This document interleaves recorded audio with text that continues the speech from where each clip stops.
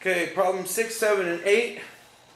Again, for the practice test, or for the practice test and cheat sheet of algebra for geometry,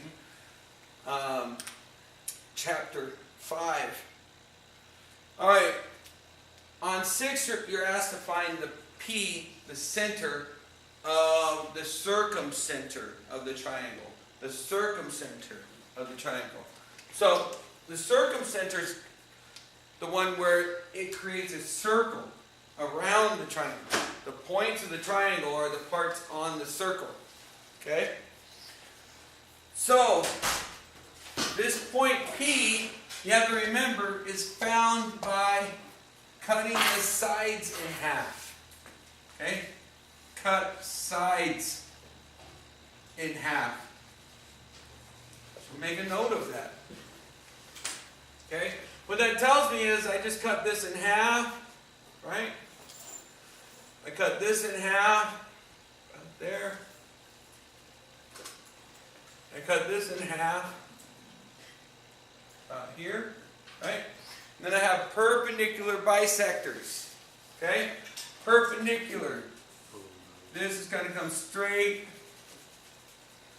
straight, straight. And so now my P is here. The Z, right? The Z is actually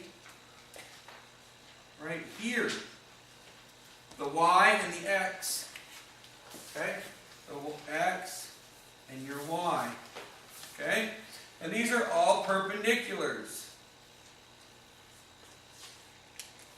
Alright? Now, with that said, remember that there's a circle being made through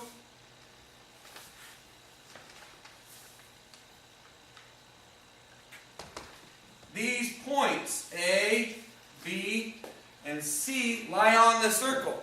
And P is the center of the circle. So,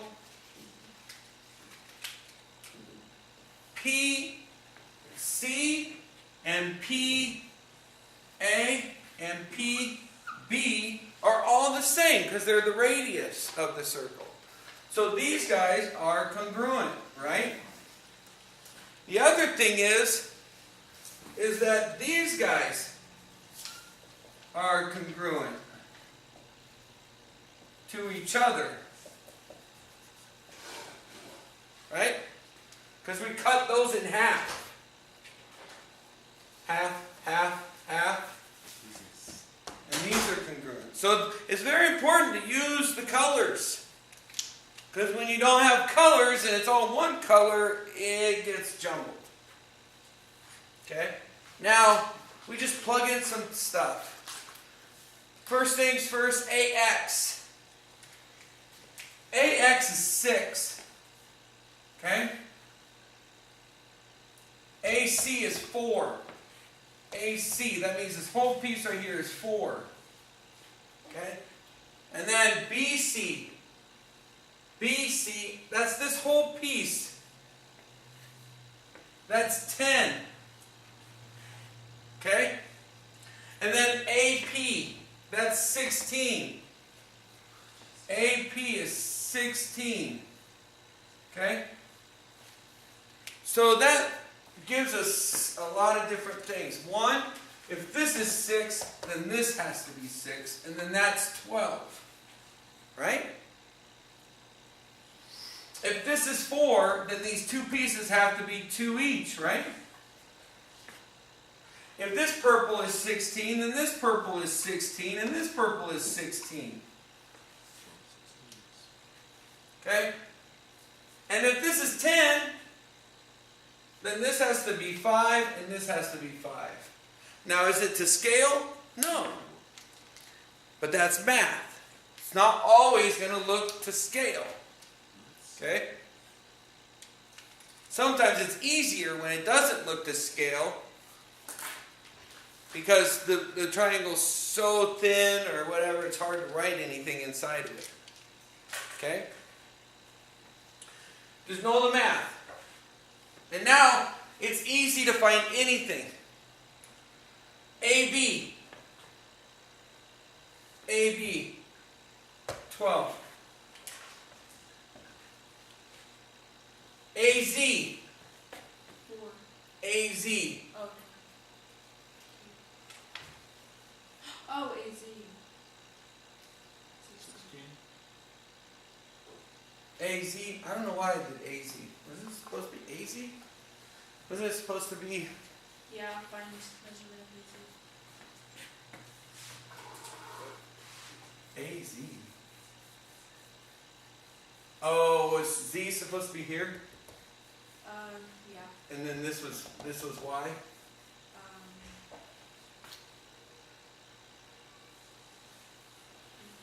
Well, you messed up the whole video. That's why. No, that's fine. Let's just, instead of AZ, let's do AY. AY. And we'll do, instead of YC, we're going to do ZC. Because that's basically, because I messed up the, and you'll have to change on your paper, Y and Z. You'll have to change those. Okay? So AY is just from here to here, and that's 2. Okay? And then ZC is going from here to here, and that's 5. Okay? So now we need to do XP. And XP is the hard one. Anytime we're using X, Y, and Z, and we're going to the center, okay, that's the one that's going to be a little bit difficult. Okay? So, and remember, do all of these, because on your actual test, they're going to ask you different ones. So you're going to have to be able to find this length, or this length, or this length, or PC, or PB, or PA. Okay, so if you have this as an example on your cheat sheet, it'll make it so much better when you're on the test. XP, though, is going from here to here. That is a perpendicular. Okay? Now, XP is unknown.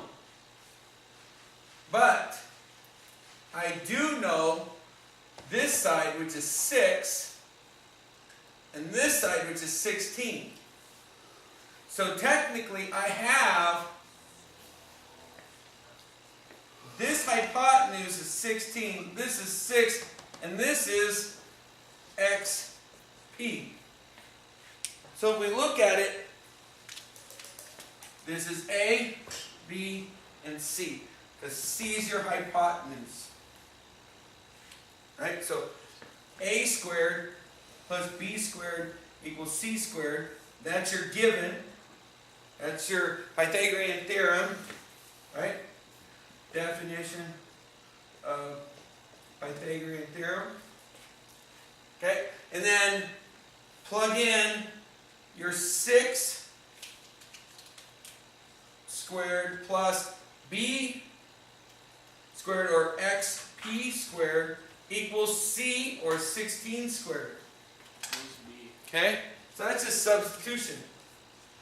Yeah. What? Is B? Where's B? Yeah. B? I'll do that. Okay? So this is 6. This is B.